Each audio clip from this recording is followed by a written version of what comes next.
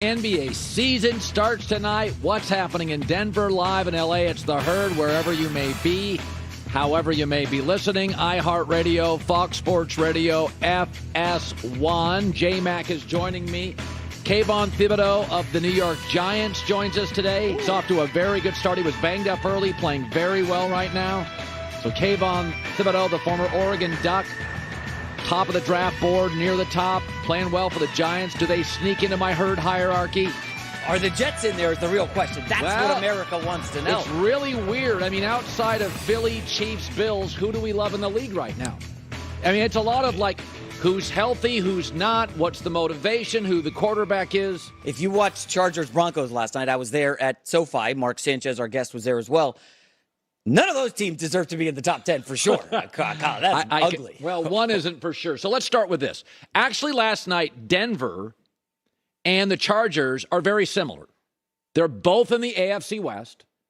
We like both of their rosters, but we feel they're both underachieving. We don't love their head coaches. And both offensive lines, due to key injuries, were awful.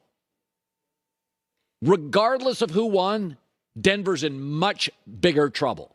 And a lot of that is because the Chargers are going to get Keenan Allen and Joey Bosa and Corey Linsley back. They're going to get some guys back. But the other part is, even with that terrible offensive line, 6'5", 240, cannon arm, athletic, super bright, Justin Herbert completed 37 throws. Russell Wilson with a bad O-line and a coach we didn't love completed 3 in the second half. The difference, the gap between Herbert and Russell Wilson was on display last night. Completely on display. And the other big problem for Denver is Herbert doesn't make any money. He literally doesn't want to be in commercials. He's a team guy, quiet, and here's Russell on 1 million commercials, seeking fame, pitching reality shows, most highly paid guy in the room. Denver's locker room, I mean, you add a match to that thing right now and it would blow up. You watch the body language. You saw some of those viral videos last night. They are about to lose that locker room really fast. And this team has new owners. And right now they're wondering if they bought a cemetery. Did they buy Blockbuster? Lots of debt and no fresh content. And I can assure you, I can't explain Russell Wilson. Velocity is off. Accuracy is gone. Can't throw the deep ball. Doesn't communicate with young receivers. It's not getting better. He's still semi-mobile, not as quick and twitchy as he was, but he still moves way better than average quarterbacks. But in the end, I've never seen anything like it. Now, Peyton Manning fell off a cliff, but he was 39. He had 4 neck surgeries. He had 3 great years in Denver, fell off a cliff. That was more explainable. Russell Wilson's, 32, 33, never had a major surgery? His previous 4 years were unbelievable. His passer rating averaged 106. That was with a bad O-line and a defensive coach in Seattle. I've never seen anything like it. Accuracy gone. Velocity off. Like, I would argue the mobility at least looks sort of like he used to have. But the bigger issue here is we can point fingers. Successful people don't care. They want solutions. And I think Denver has to seriously consider 2 things, one of which will just be luck.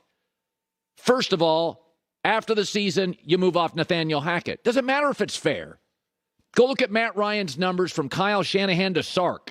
They fell off the table. Coaching matters. I'll get into that more later. But this is some of it. Nathaniel Hackett is not the answer. You got to move off him after a year. Sorry if it's not fair. But he doesn't have a 6-year, $250 million contract.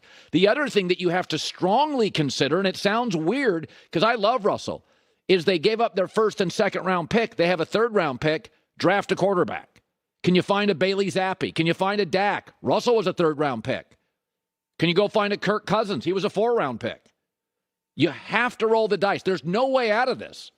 Russell's got 6 years left. I do believe the right coach makes it look different than today.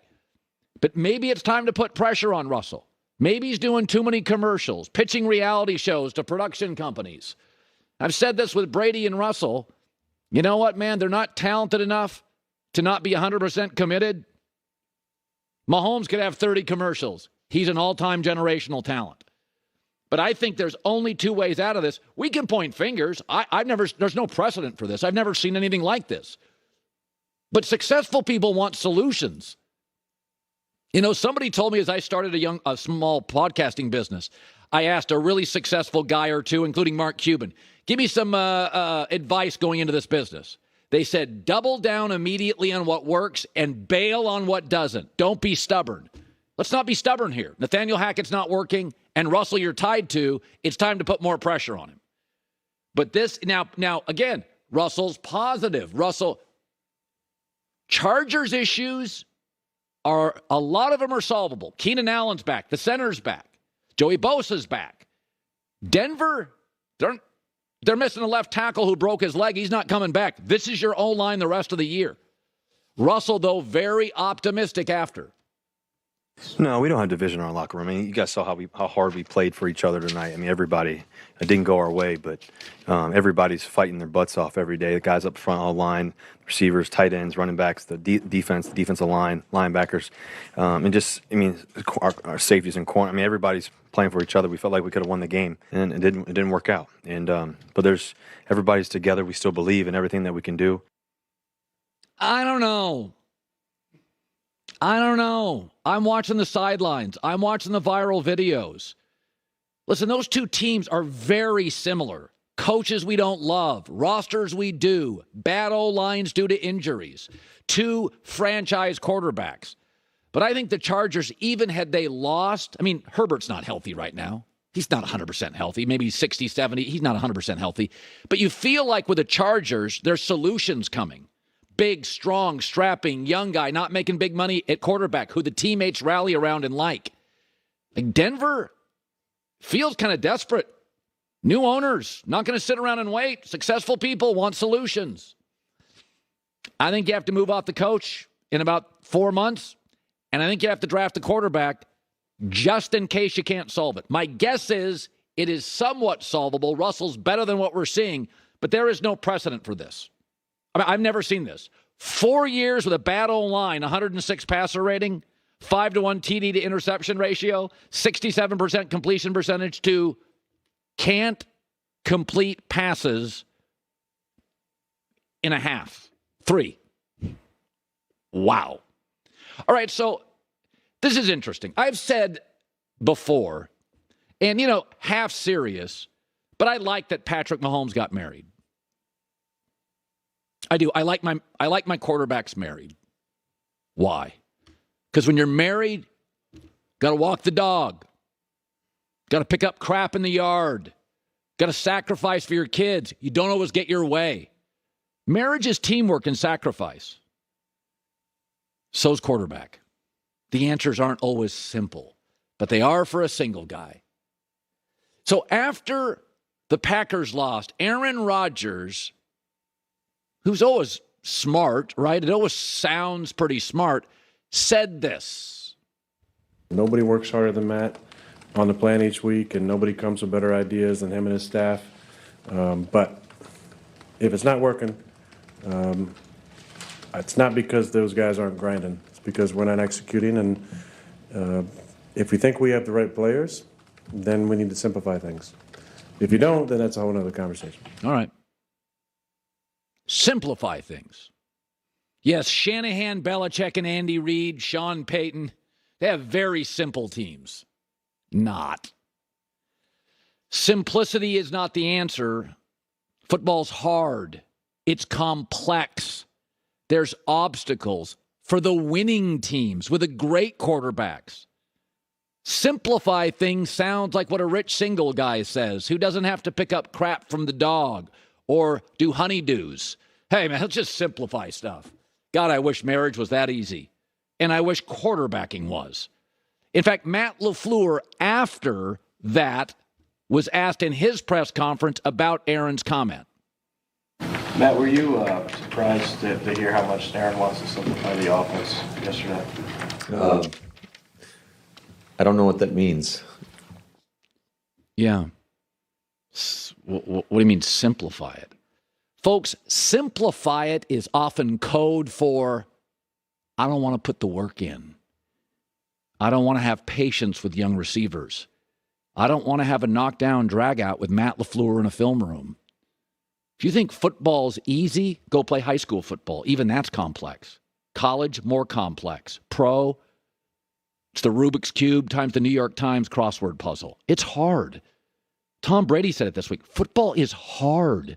There are no easy, simple answers, or everybody would win. And right now, half the league's in crisis. The answers aren't simple. Communicating and teaching young receivers how to overcome mistakes is hard. And barking at Matt LaFleur and figuring it out is hard. Simplify things is code for, hey, man, that's your issue, man. You figure that out. No. This franchise, and I said it yesterday, is dying for leadership. When Aaron suggested, let's simplify it, the head coach said, I don't even know what that means. Either would Andy Reid or Shanahan or McVay or Belichick or my guest who comes on, Sean Payton, every week.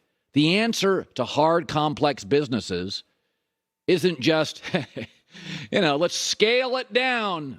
Because Belichick's team, they don't play many rookies. Takes you a year to figure it out. Andy Reid, go ask Patrick Mahomes. That audible system isn't just like blew this and read that. Got to be smart. Got to be coachable. Thank God Patrick Mahomes is. But